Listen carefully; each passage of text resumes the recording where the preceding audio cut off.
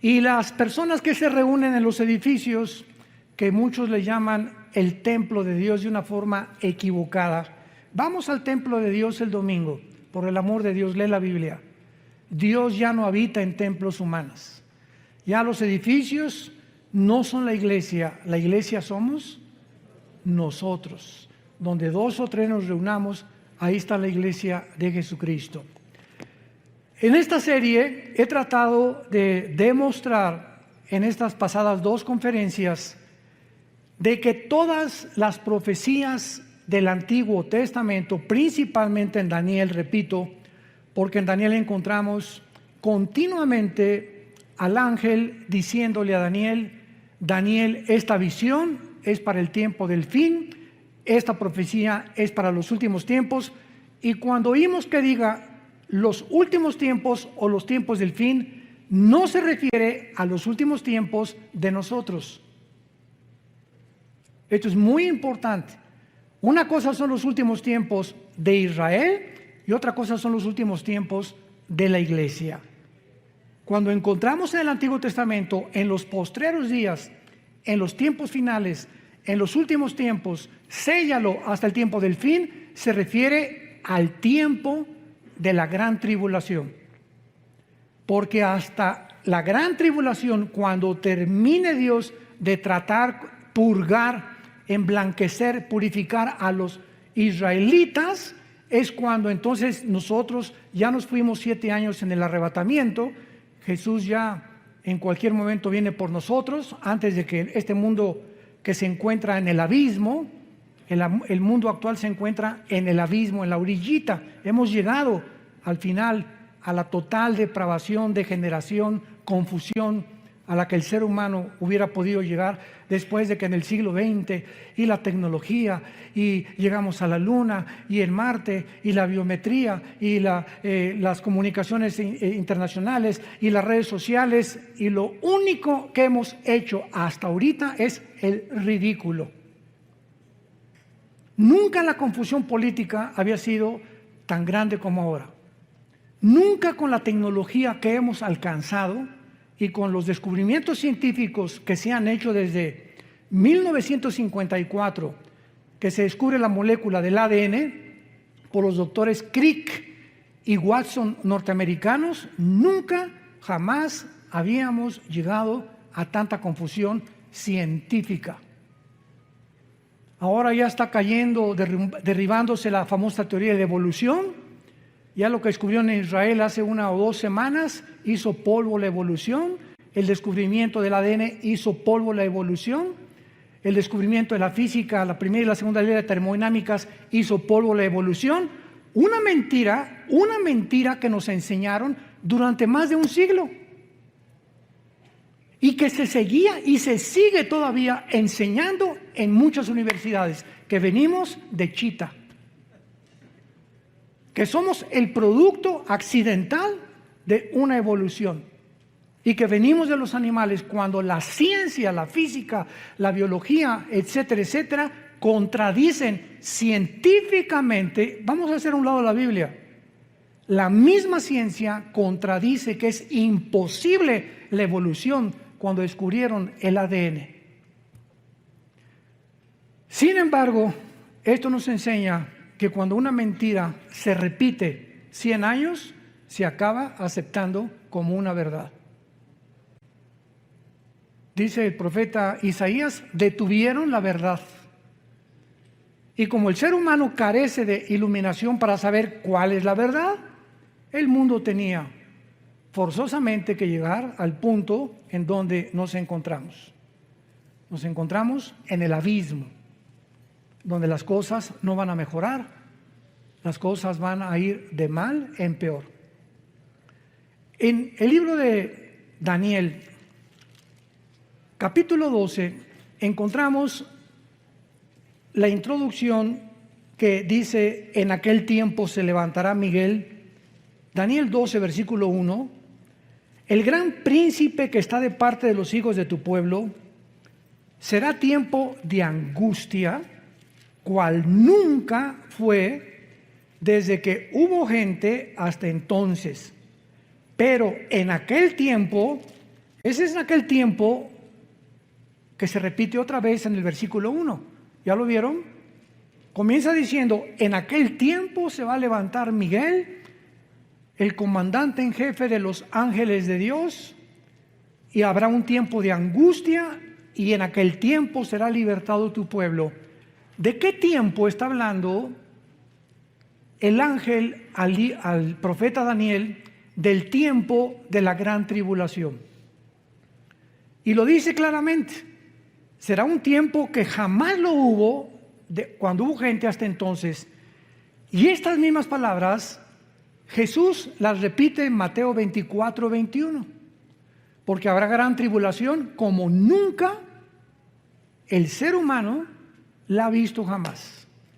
Ni en el Holocausto judío, ni en la Primera Guerra Mundial, ni en la Revolución Bolchevique, ni en la Segunda Guerra Mundial, ni en la Guerra de Vietnam, ni en la Guerra de Corea, ni en los tsunamis que ha habido, ni terremotos. Lo que va a pasar sobre el mundo es algo inusitado que jamás en la historia se había visto. ¿Por qué? Bueno, cuando ya vamos al libro de Apocalipsis, vemos la respuesta. El abismo, que es donde se encuentran los demonios, que está en el centro de la tierra, el abismo, se va a abrir y van a salir del abismo millones de espíritus demoníacos para atormentar a los seres humanos mental y físicamente en los tiempos del anticristo. Al mismo tiempo que los demonios van a salir todos en libertad, imagínense abrirle las cárceles federales, las clases de máxima seguridad ahorita a todos los criminales del mundo. Imagínense lo que podría suceder. Pues esto sería como Disneylandia comparado con los demonios que van a salir. Agreguémosle que el anticristo va a tener poderes sobrenaturales, señales engañosas. El falso profeta va a hacer llover fuego del cielo. Y en ese tiempo los habitantes de este mundo van a creer realmente que son extraterrestres. Les van a adjudicar poderes de otros mundos. Y agreguémosle todavía que aparte de las señales y milagros y todo lo que está pasando, Satanás baja al mundo. Ahorita dice Efesios 2 del 1 al 3 que es el príncipe de la potestad del aire. Ahorita Satanás opera en el aire con las ondas de comunicación, con el espectro electromagnético, con todo lo que es el magnetismo, la energía. Desde ahí ahorita está él controlando radios, programas, televisión, medios de comunicación, etcétera, etcétera, para hacernos creer lo que oímos en la mayor parte de los medios de comunicación. Pero Satanás no baja solo al mundo, lo acompañan los ángeles caídos. Entonces el mundo se convierte en la habitación de demonios, de señales, de milagros mentirosos y de Satanás con sus ángeles caídos que, repito, crecerán extraterrestres. Porque los ángeles tienen forma humana cuando se manifiestan en el mundo. Dice en 2 Corintios que Satanás se disfraza de ángel de luz. Esto es a lo que se refiere hace 2600 años el ángel que le da estas palabras al profeta Daniel. Y vemos nosotros, aparte de todo esto, ¿verdad?, que la Biblia continúa explicándole a Daniel en el versículo 2, y muchos de los que duermen en el polvo de la tierra, o sea, en el tiempo de la tribulación, serán despertados, o sea, va a haber una resurrección. Unos para vida eterna y otros para vergüenza y confusión perpetua. Damas y caballeros, santos de Dios, no todos vamos a resucitar al mismo tiempo. Pongan mucha atención. No todos vamos a resucitar al mismo tiempo. Va a haber la primera resurrección que Cristo menciona en Juan capítulo 5, y muchos serán despertados para vida eterna y otros para condenación eterna. Muy bien. En lo que se llama la primera resurrección están involucrados los santos del Antiguo Testamento y nosotros, los santos de la iglesia. Y la otra resurrección para condenación se encuentra hasta Apocalipsis 20, del 11 al 15, que se llama el juicio del gran trono blanco, donde van a resucitar los incrédulos o todos aquellos que rechazaron las leyes y los mandamientos de Dios. Pero vayamos a ver por qué decimos que hay un orden en la resurrección, porque Dios es un Dios de orden. Vayamos a la primera carta a los Corintios, capítulo 15, y veamos con muchísimo cuidado de qué forma el apóstol Pablo describe este orden de la resurrección que iremos desarrollando a continuación. 1 Corintios 15, versículo 20 en adelante. Mas ahora Cristo ha resucitado de los muertos, primicias. Esta palabra, apúntalo en tu Biblia, es primeros frutos. Primeros frutos. Es la palabra griega aparche, como suena aparche, que se refiere a la fiesta de los primeros frutos de Israel. Acuérdate que primero era la Pascua, después venía los panes sin levadura, después venía los primeros frutos y después vino Pentecostés. Y quedan 3 fiestas para poder terminar el plan de Dios. Entonces, cuando el apóstol Pablo dice que Cristo es el que cumplió la fiesta de los primeros frutos, porque Jesucristo es el primero en toda la historia del ser humano que resucitó sin volver a morir. Cuando Dios resucitó a Lázaro, volvió a morir. Cuando resucitó a Tabita, volvió a morir. Todos los casos de resurrección que encontramos en la Biblia volvieron a morir. Pero Cristo es el primero, por eso se le llama en Colosenses el primogénito de los muertos. Es el primero en su género, que lo significa primogénito, primo de genes, de su generación que seguimos nosotros, que resucitó. Muy bien. Versículo 21. Porque por cuanto la muerte entró por un hombre, también por un hombre la resurrección de los muertos. Porque así como en Adán todos mueren, también en Cristo serán todos vivificados. Versículo 23, lean con mucho cuidado. Pero cada uno en su debido orden. Y esta palabra tagma, que en el griego es orden, significa un orden de soldado raso, cabo, teniente, coronel, nos habla de que cuando hay un orden, hay, ¿verdad? Primero después el segundo, el tercero, el cuarto y el quinto.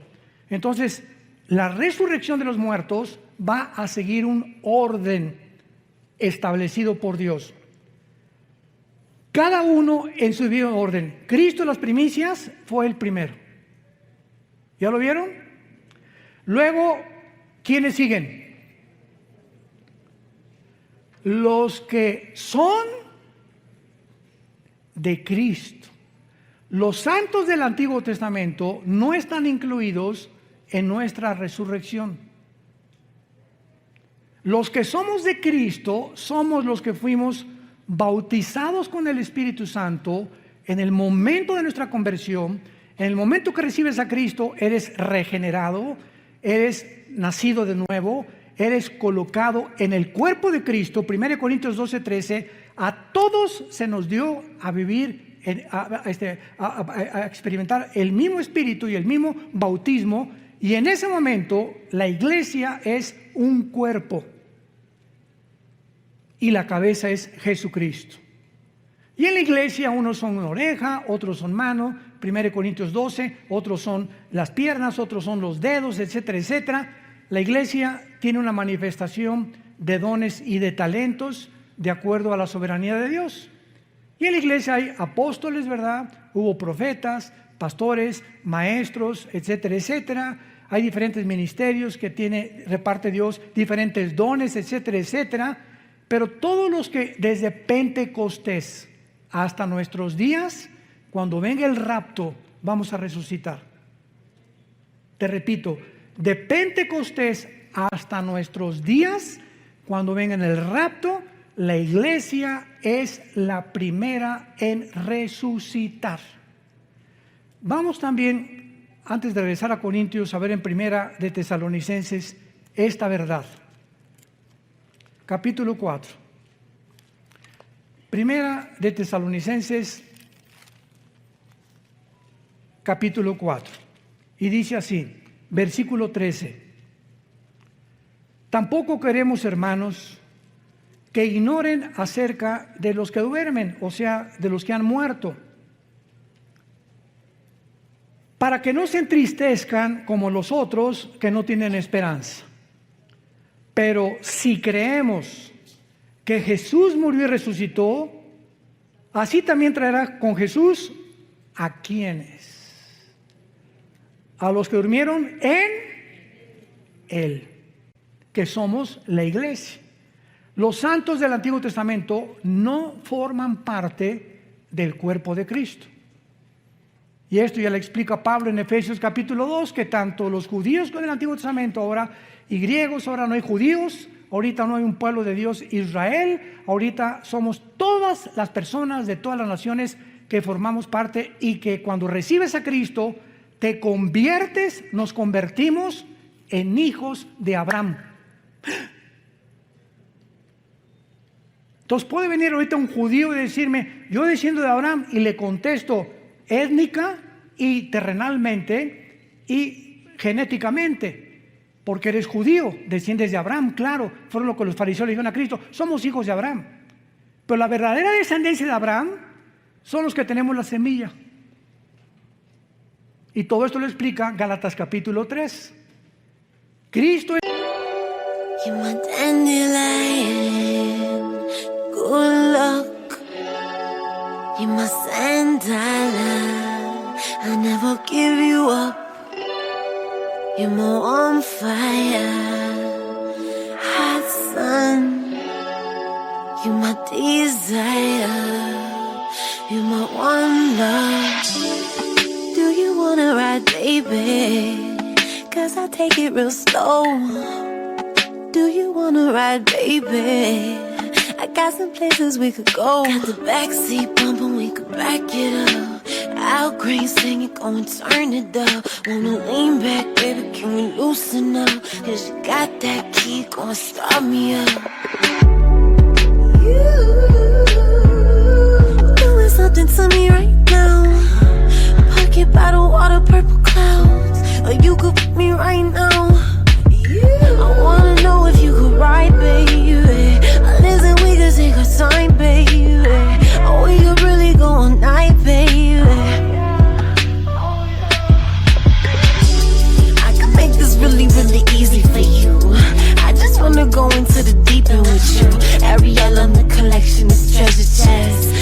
Doctor, you the specialist. And this love is relentless. I'm shutting doors on these old. Loyalty, my movement, I ignore and just roll. 'Cause I never...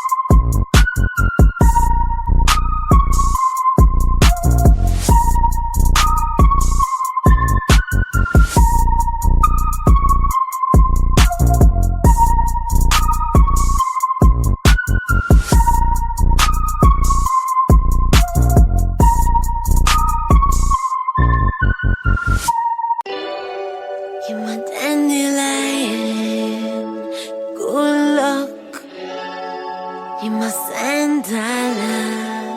I never give you up. You're my on fire, hot sun. You're my desire. You're my one love. Do you wanna ride, baby? 'Cause I take it real slow. Do you wanna ride, baby?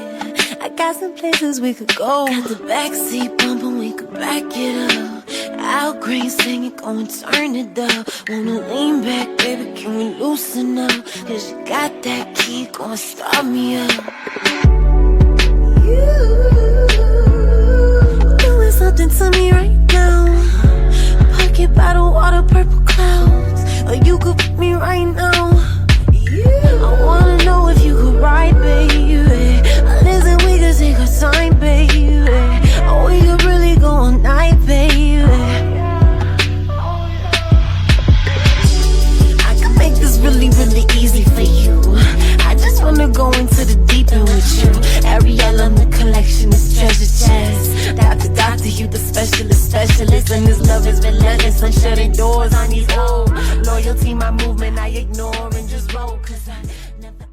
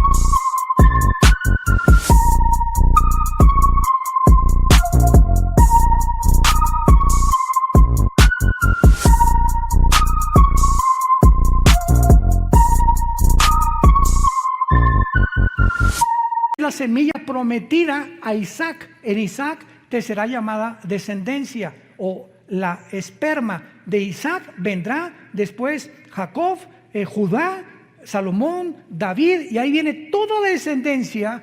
Y cuando recibes a Cristo, esa semilla, esa promesa que Dios le hizo a Abraham era espiritual. Entonces dice la Biblia, ahora los que somos de la fe, somos de Abraham. Y dice Romanos capítulo 2, no todos los que descienden de Israel son judíos, porque no es la circuncisión de la carne, sino la circuncisión del corazón.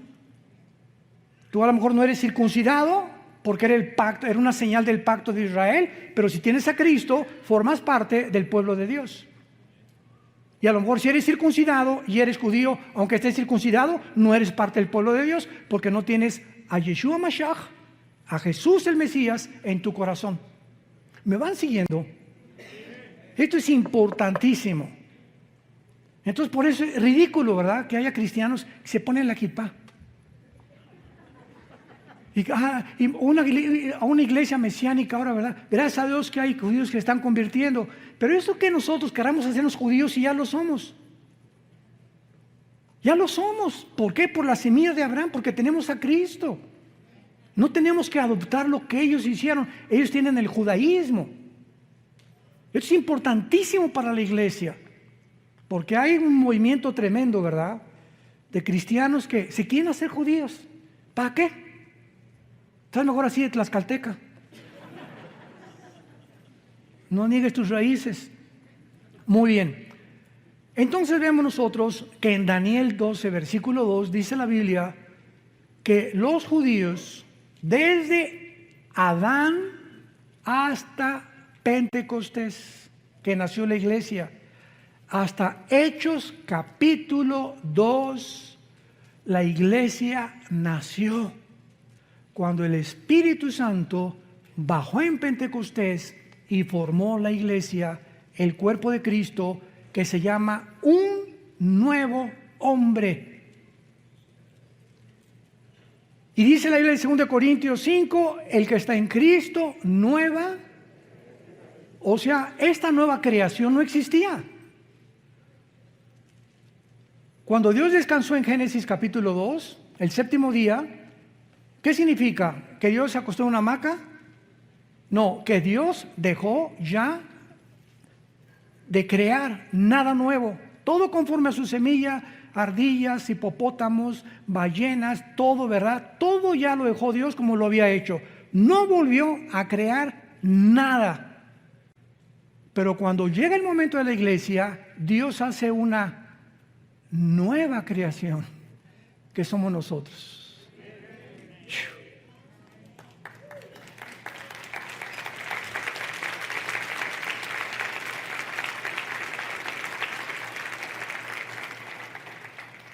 Y este hermano, ¿por qué no guarda el sábado?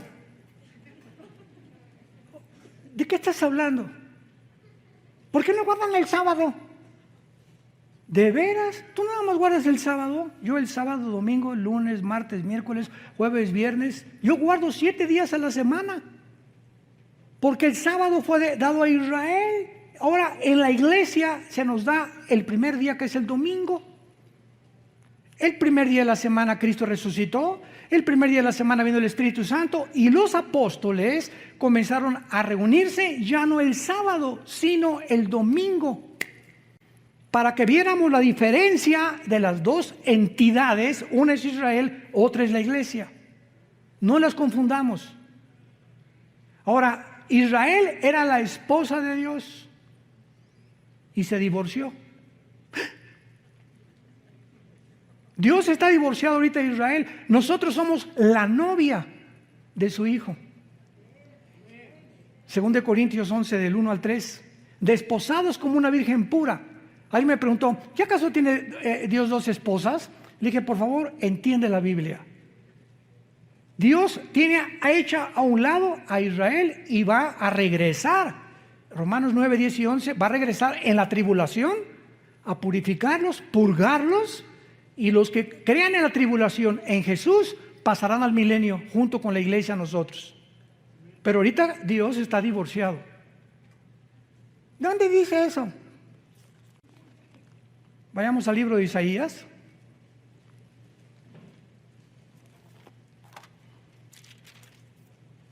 Capítulo 50. Isaías 51. Así dijo Jehová: ¿qué es de la carta de divorcio?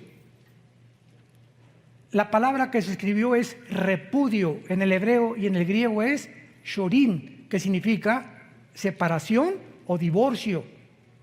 Está preguntando Dios: ¿qué es de la carta de divorcio de vuestra madre, de la cual yo la repudié? La madre es Israel, de los judíos. ¿O quiénes son mis acreedores a quienes yo he vendido? He aquí que vuestras maldades son vendidos y vuestras rebeliones fue repudiada vuestra madre, que es Israel. Compáralo con Jeremías, capítulo 3, antes de que me llames hereje. Versículo 8. Jeremías 3:8. Ella, está hablando de Israel, vio que por haber fornicado la rebelde Israel, yo la había despedido y dado carta de divorcio. Dios le está explicando tanto a Jeremías como a Israel: yo estoy divorciado de Israel. Pero no tuvo temor la rebelde Judá, su hermana, sino que también fue ella y fornicó. ¿Por qué Dios se divorció de Israel? La fornicación que Israel cometió era venderse a las naciones. Espiritualmente, en el Antiguo Testamento, la fornicación es un símbolo de unirte al mundo. Y en Santiago capítulo 4 en el Nuevo Testamento dice: oh almas adúlteras. Cuando un cristiano se va al mundo, has cometido fornicación. ¿Por qué? Porque estás traicionando los votos de lealtad y devoción que le tenemos a Jesús. Si tu esposa se va con otro hombre, es adulterio. Y el adulterio es la única causal y el abandono de hogar en el Nuevo Testamento para poder divorciarte. 1 Corintios capítulo 7. Las mismas causales por las cuales Dios se divorció de Israel le pertenecen a la iglesia. Dios se divorcia de Israel espiritualmente, y en el Nuevo Testamento el divorcio físico, visible, terrenal, es si tu esposa se va con otro o tu esposo se va con otro. Es la única causal, no hay otra causal más que el divorcio y el abandono de hogar. Que te diga a tu esposo, adiós, dile, adiós gavilán pollero. Bye bye, que Dios te bendiga. Y quién sabe si lo bendiga, ¿verdad?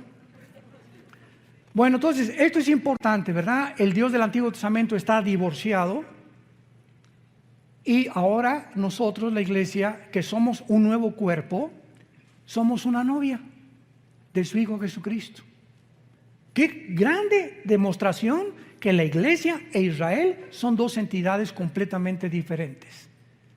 Porque hay enseñanzas cristianas donde mezclan y dicen, no, ya Dios acabó con Israel, ya no hay, la iglesia tomó su lugar, etcétera, etcétera. Y esto no lo enseña la Biblia. Dios le dice a Israel, adiós, ahí nos vemos. Y Jesucristo dijo en Jerusalén, cuando lo iban a crucificar, el domingo de Ramos, Baruch Hashem Adonai Elohim, bendito me dirán el que viene en el nombre del Señor, hasta que Jesucristo regrese. Y los judíos, después de la tribulación, Apocalipsis 1:8, mirarán al que traspasaron. Romanos 11, 25 y 26, Israel será salvado. Hasta ese momento, la esposa que era antes de Dios se volverá a unir a su marido. Y seremos una sola entidad en el tiempo del milenio. Entonces, Dios no se ha olvidado de la esposa despreciada. Si esa esposa regresa y le pide perdón a Dios y reconocen a su hijo como el Mesías, Dios vuelve a renovar sus votos por el pacto que hizo con Abraham. ¿Ven qué importante es entender la Biblia sistemáticamente para no caer en herejías y en tonterías? Y ya Dios acabó con la iglesia, con Israel, ya no tiene para nada, ¿verdad? Claro que ahorita no tiene absolutamente nada. Cuando crucificaron a Cristo, dijo, ¿verdad? Dijeron los judíos, la sangre sea sobre nuestras cabezas. Y en ese momento la maldición vino sobre Israel, que se encuentra todavía esta maldición en Israel, menos en los judíos que han aceptado a Jesucristo como el Mesías y que forman parte de la iglesia. Pero en el año 70 después de Cristo llegaron los romanos, encabezados por Tito, el general romano, hijo del emperador Vespasiano, y arrasaron Jerusalén y no dejaron piedra sobre piedra.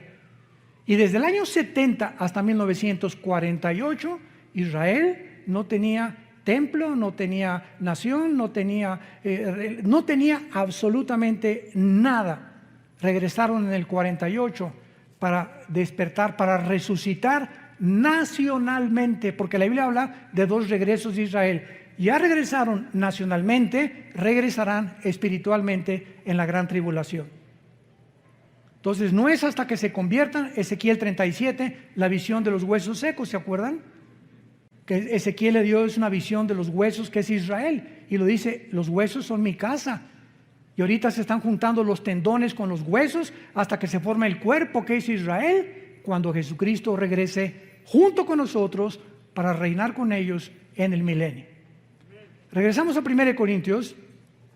Entonces vemos que la primera resurrección le pertenece a la iglesia, a los que somos del cuerpo de Jesucristo. Y después dice claramente en este orden el apóstol Pablo, los que son de Cristo en su venida, luego el fin cuando entregue el reino de Dios y Padre. Muy bien.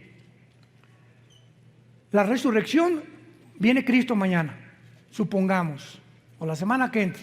Desaparecemos millones de personas. Yo pienso sinceramente que somos la generación que no va a gustar la muerte, que somos la generación que no vamos a saber lo que es morir. De repente las noticias se congestionarán, los medios de comunicación, aviones que van a caer porque el piloto desaparecieron, accidentes de tránsito. Todos los niños menores de edad desaparecerán del planeta, siendo ya de padres incrédulos o no padres incrédulos. Los niños son de Dios. Dejen que los niños se acerquen a mí. No dijo Jesús, nada más los cristianos o nada más los judíos, no, que se acerquen todos los niños. Son míos los niños, pertenecen de una forma misteriosa y espiritual a Jesucristo. Y entonces van a pasar 7 años de tribulación, y cuando termine la tribulación resucitan todos los santos desde Adán hasta la cruz. Y después en el milenio va a haber otra resurrección, porque cuando Cristo venga, hagan de cuenta que entramos ya al milenio, resucitados nosotros con cuerpos resucitados, bajamos del cielo con Cristo con cuerpos glorificados ya. Pero cuando venga Cristo, dice Zacarías capítulo 13 versículo 8, que una tercera parte va a sobrevivir la tercera guerra mundial. Una tercera parte sobrevivirá la guerra del Armagedón. Y esta tercera parte que sobreviva, va a haber, Mateo 25, un juicio de los cabritos y de las ovejas.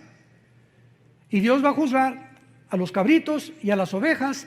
Las ovejas son las que siguieron a Jesús en la tribulación, los cabritos, los que le rechazaron, serán condenados, y los sobrevivientes cristianos de la tribulación van a pasar al milenio. Los que se convirtieron en la tribulación y se salvaron de la muerte del anticristo. Pero esas personas que entran al milenio tienen que morir, ¿verdad? Porque se ha establecido Romanos 9 que los hombres muramos una sola vez y después el juicio. Entonces, ¿cómo van a entrar a la eternidad estas personas que pasaron de la tribulación vivos al milenio si no han resucitado? Entonces, la mayor parte de estos que van a entrar se van a rebelar contra Cristo, Apocalipsis 20 del 10 en adelante, y Satanás será sacado del abismo y encabezarán la última guerra, Gog y Magog, que es diferente de la Ezequiel 38-39, para pelear contra Cristo. Y los que se hayan convertido en milenio resucitarán para entrar a la nueva Jerusalén.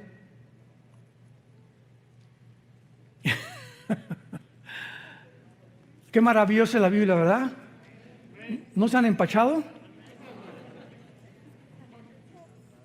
Le pido a Dios que me dé sabiduría y paciencia. A veces hablo muy rápido, pero quiero irme así lo más despacio posible para alumbrar sus ojos a través de la Biblia. Y que ustedes puedan ver la luz así. Yo sé que a muchos les está entrando ahorita la luz. Y ese es el anhelo del Espíritu Santo. Muy bien. Entonces, después de nosotros viene la resurrección de los mártires que en la tribulación van a resucitar, que pertenecen a la primera resurrección de los santos.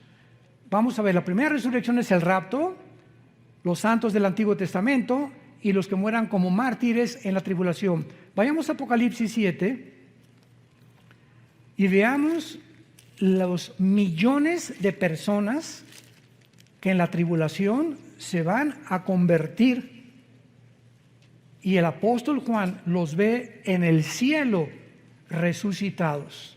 Apocalipsis 7, versículo 9. Escribe el apóstol Juan: después de esto miré, y he aquí una gran multitud, la cual nadie podía contar, de todas naciones y tribus y pueblos y lenguas, que estaban delante del trono en la presencia del Cordero, vestidos con ropas blancas y con palmas en las manos. Las ropas blancas nos hablan de que ya estaban resucitados. Y clamaban a gran voz diciendo: la salvación, etcétera, etcétera. Versículo 13. Entonces uno de los ancianos habló diciéndome: estos que están vestidos de ropas blancas, ¿quiénes son? ¿Y de dónde han venido? Yo le dije: Señor, tú lo sabes. Y él me dijo: estos son los que han salido de la gran tribulación y han lavado sus ropas y las han emblanquecido en la sangre del Cordero. Aquí encontramos posiblemente a los 144,000 y a todos aquellos que en la tribulación van a morir como mártires. Aquí ya llevamos que nosotros fuimos primeros, ellos serán segundos y en tercer lugar, vamos a Apocalipsis 11, están incluidos los 2 testigos al final de la tribulación. Dice Apocalipsis 11, versículo 7, cuando hayan acabado su testimonio, está hablando de los 2 testigos. La bestia que sube del abismo hará guerra contra ellos y los vencerá y los matará, y sus cadáveres estarán en la plaza de la grande ciudad, que en sentido espiritual se llama Sodoma y Egipto, donde nuestro Señor fue crucificado. De una forma inequívoca es Jerusalén, donde los 2 testigos serán asesinados por el anticristo. Y vean ustedes las palabras con las que el Espíritu Santo califica a Israel. Israel se convertirá como Egipto, que es el símbolo del mundo, y como Sodoma, que es el símbolo de la depravación moral. Y no es coincidencia que Tel Aviv, la ciudad ahora de Israel, se esté considerando la capital mundial del movimiento gay. Tel Aviv es ya la capital del movimiento gay en el mundo. Y hay cantidad de cristianos evangelizando a todos estos hombres y mujeres que necesitan a Jesús. Porque Jesús murió por todos aquellos, por más pecador que tú seas, Cristo te ama. Pero Él te pide que te arrepientas de tus pecados y que entiendas que los géneros no se pueden tergiversar ni pervertir. Solamente hay 2 géneros, varón y hembra, nada más. Esta semana el gobierno americano acaba de declarar que en todos los pasaportes nuevos de Estados Unidos se incluya el tercer género. En todos los pasaportes desde esta semana americanos, norteamericanos, viene incluido el tercer género. Si tú le quieres poner otra cosa. No nos vamos a profundizar en eso. Y entonces van a ser asesinados, versículo 9, y los de los pueblos, tribus, lenguas y naciones verán sus cadáveres por 3 días y medio y no permitirán que sean sepultados. Los moradores de la tierra se regocijarán, se alegrarán y enviarán regalos unos a otros, porque estos 2 profetas habían atormentado a los moradores de la tierra. Me detengo aquí. ¿Por qué el mundo ahorita se ha vuelto contra nosotros? ¿Por qué? Porque se sienten atormentados con la predicación del Evangelio de Cristo. En lugar de que sientan una medicina y un aliento, yo cuando oí el Evangelio dije, Dios mío, esto es lo que yo estaba esperando toda mi vida. Hay personas que se molestan. Y ahora tú no puedes predicar esto. La iglesia es un hospital para todo tipo de personas, lesbianas, transgénero, homosexuales, borrachos, parranderos y jugadores. Esto es la iglesia. Le abrimos la puerta a todos para que podamos ser sanados de la condición en la que el mundo tal vez nos empujó a ser. Cualquiera de ustedes que oiga mi testimonio no lo vas a creer. No lo vas a creer lo que yo era antes de venir a Jesús hace 46 años. Este año cumplo 46 años, no de edad, de cristiano. Y 43 años cumplo este año de predicar la palabra de Dios. A los 3 años de convertido comencé a predicar en la sierra a los indígenas de Oaxaca y de Guerrero. Tuve 3 años en la sierra, durmiendo en pisos de adobe, tapándome con periódicos. Mi cojín era un ladrillo envuelto en periódicos, así que si realmente alguien ha vivido la pobreza, he sido yo. Pero antes de eso, tú no te imaginas lo que yo era. Creo que en internet está algo de mi testimonio. Pero Juan Charrasqueado se quedaba chiquito. Pero lo que nos interesa es lo siguiente, y dice el versículo 11, pero después de 3 días y medio, entró en ellos el Espíritu de vida, enviado por Dios, se levantaron sobre sus pies y gran temor cayó sobre los que los vieron. O sea, los 2 testigos son el último fruto de la resurrección. Entonces, la iglesia en el rapto, todos los mártires a la mitad de la tribulación y los 2 testigos al final. Y cuando Cristo venga, en cuarto lugar, los santos del Antiguo Testamento. Este es el orden que Dios ha establecido. Es un orden y no importa el tiempo que los del Antiguo Testamento van a resucitar después de la tribulación, nosotros primero, etcétera, etcétera, pertenecemos a lo que se llama la primera resurrección, que está dividida en diferentes tiempos. Y la otra, la única en la que tú vas a resucitar, si tú no tienes a Cristo, será al final del milenio. Apocalipsis 20 del 11 al 15 se llama el juicio del gran trono blanco. Dios va a abrir los libros, uno, el libro de la vida, el libro del Cordero, etcétera, etcétera, y el que no se halló inscrito será lanzado al lago de fuego, que es la muerte segunda. Ahí Dios, enfrente de los ángeles, nosotros como la iglesia, dice 1 Corintios 6 del 2 al 3, que seremos el jurado, nosotros la iglesia seremos el gran jurado. Dios te demostrará que Él te amó, que dio su vida por ti en una cruz, que en esta mañana te está hablando para que te arrepientas y vengas a la cruz. Y si tú continúas rechazando eso, Dios no te puede forzar. Te puedes burlar ahorita, mascar tu chicle, decir no lo creo, puedes hacer lo que quieras, pero estas palabras son fieles y verdaderas, porque son la palabra de Dios. Y Dios te da la oportunidad en este momento que vengas a la cruz, que le entregues tu vida, que te arrepientas de tus pecados y que conozcas lo que es verdaderamente ser libre, espiritual, mental y físicamente. Oremos. Gracias, Señor, por tu palabra en esta mañana. Gracias, Señor, por habernos dejado del camino,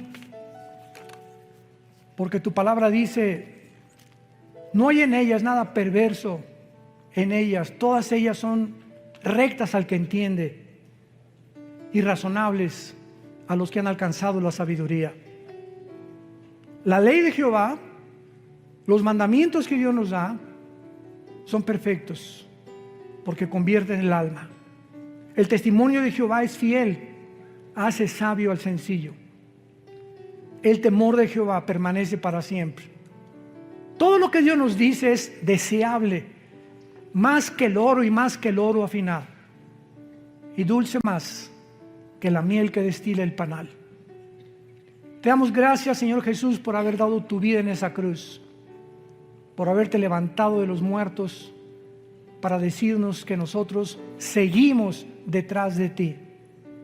Animarnos que esta vida es temporal, seremos librados de la corrupción de esclavitud a la libertad gloriosa de los hijos de Dios. Y en esta mañana, tú que me escuchas, invita a Cristo a tu corazón. Arrepiéntete de tu vida. Tú eres pecador, dice la Biblia, y la paga del pecado es la muerte. Mas Dios muestra su amor para con tu vida en que, siendo pecador, así como estás de sucio, de sucia, Jesús murió por ti para limpiarte y lavarte con su sangre preciosa y decirte que nunca te va a volver a dejar ni abandonar, y el día que tú mueras morirás en paz, porque morirás con la seguridad que en esta mañana el Espíritu Santo te dará tu corazón. Si alguien quiere en esta mañana invitar a Cristo, ustedes que nos ven por la televisión, dile estas palabras: Señor, te pido perdón por mis pecados. Creo que en esa cruz pagaste con tu sangre por ellos. Y creo que a los 3 días tu Padre te levantó de los muertos. Y como creo que vives,